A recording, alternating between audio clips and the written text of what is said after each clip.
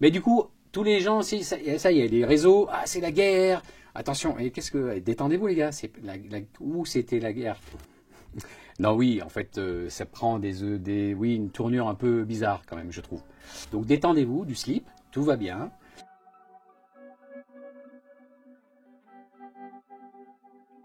Bah, le clairon. Tadam, tadam. Et les gars, faut remettre le couvert. Écoute, je suis content, moi, de reprendre le costume. Je suis enthousiaste. Tu vois, je me dis, bon, écoute, c'est une belle continuation.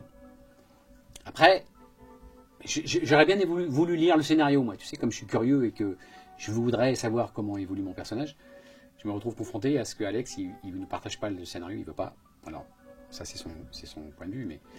Et du coup, on se retrouve à tourner, mais sans connaître le scénario, sans savoir comment, après 10 ans, comment évoluer son personnage, et voilà, on se fait nos scènes, les scènes qu'on doit tourner, comme à la méthode Kaamelott télé. Un peu, alors pas... Bah après, et puis Alex est pris sous la tourmente d'un tournage de film, donc on a très peu d'échanges. Donc, je suis un peu frustré. Mais bon, ça se tourne, ça se fait, tout va bien.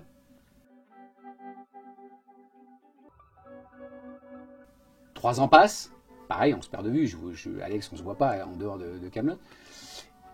Et hop, padam, padam, bah, il faut faire la suite, les gars. Écoute, toujours enthousiasme, pourquoi pas? Je me dis, bon, écoute, je vais essayer, prendre mes mesures pour mon costume. Et là, je commence à dire au Prodexé, moi, j'aimerais bien lire le scénario quand même. Parle-en à Alex, enfin, tu vois, ça me fait chier d'y aller sans lire le scénario. Je l'ai fait la première fois, j'étais un peu frustré. Je veux lire le scénario, enfin, je veux lire comment évolue mon personnage.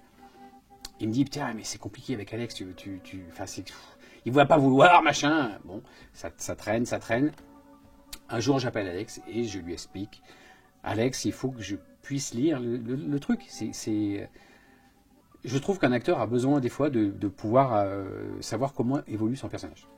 Compliqué. Donc ça reste un peu, c'est une joute verbale, tendre et sans problème. Et je lui dis, écoute, fais-moi plaisir.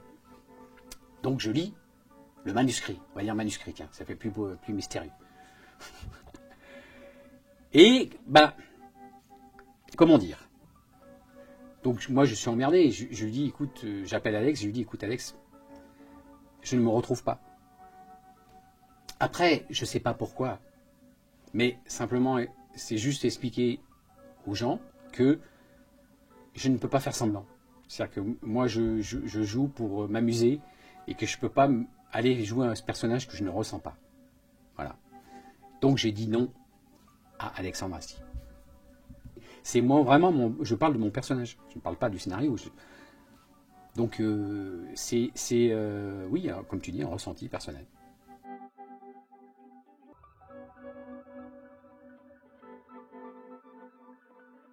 Bah moi, en fait, sincèrement, moi quand j'ai demandé, quand j'ai essayé mon costume, c'était allez, on va dire en mars 2024.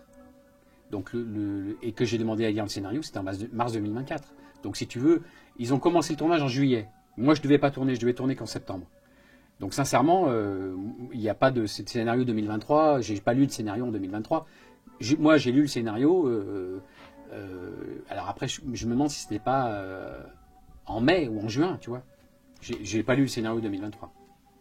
Donc je pense qu'il a réécrit, mais pas pour moi, pas à cause de moi. Donc non, oui, c'est... tu sais, il y a beaucoup de conneries sur les réseaux en ce moment, donc peut-être qu'il faudra qu'on en parle aussi. Voilà, donc ça, je vous le confirme, donc c'est bien Franck Pitio. Il n'y a pas de pastille bleue, mais je suis sur les réseaux depuis peu. Mais c'est vrai qu'encore les gens ne pensent pas que je suis sur les réseaux, donc je suis sur Instagram, Facebook.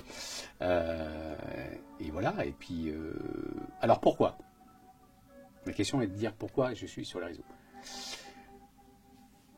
Alex est parti tourner sans moi, il n'y a pas de problème. Tout se passe bien jusqu'au moment où il commence à y avoir des articles où je suis crédité dans le film. Donc ça, je trouve ça un peu curieux, parce que je n'ai pas fait le film. Et du coup, j'appelle la prod et je leur dis, mais c'est bizarre quand même, je suis crédité dans le film alors que je n'ai pas joué. Et la prod me dit, oh mais excuse-nous, mais c'est pas nous, c'est des journalistes qui sont cons. C'est eux qui mélangent tout, machin. Bon, d'accord. Écoutez, essayez de quand même de clarifier la situation, parce que ça sert à rien de me créditer moi alors que je n'y suis pas, et puis ou leur préparer une communication, parce que là c'est un peu ni fait ni à faire.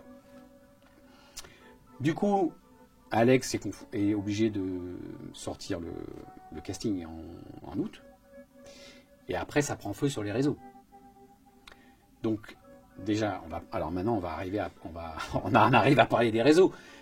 Moi je remercie tous ceux qui m'ont fait des messages de soutien et d'amour qui m'ont touché en plein cœur. C'est-à-dire qu'il y a eu des messages élogieux qui sont magnifiques, de fans de mon personnage. Je ne me rendais pas compte à quel point il était aimé, ce personnage. Du coup, j'ai eu des chansons, j'ai eu des analyses de teaser, tout ça. Donc ça, ceux-là, je les remercie du fond du cœur.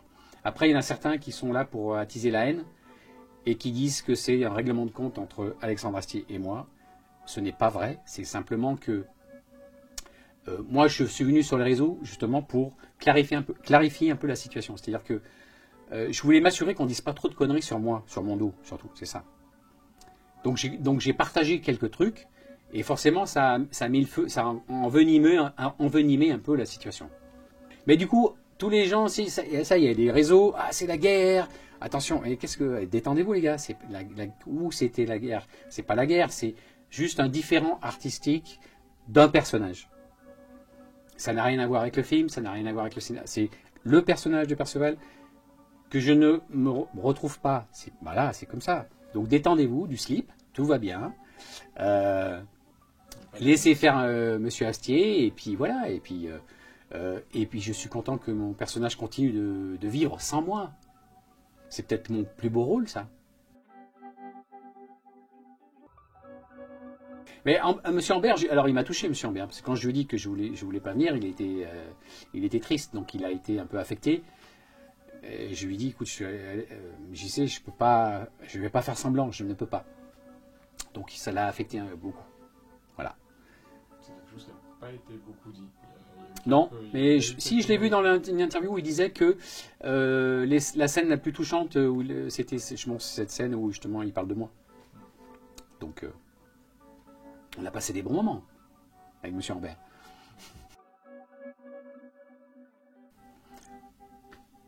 Inch'Allah, on va dire.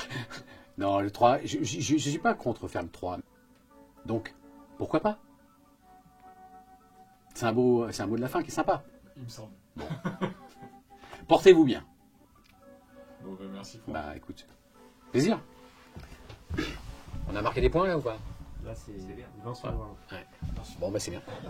Je peux couper? Ouais, tu peux couper.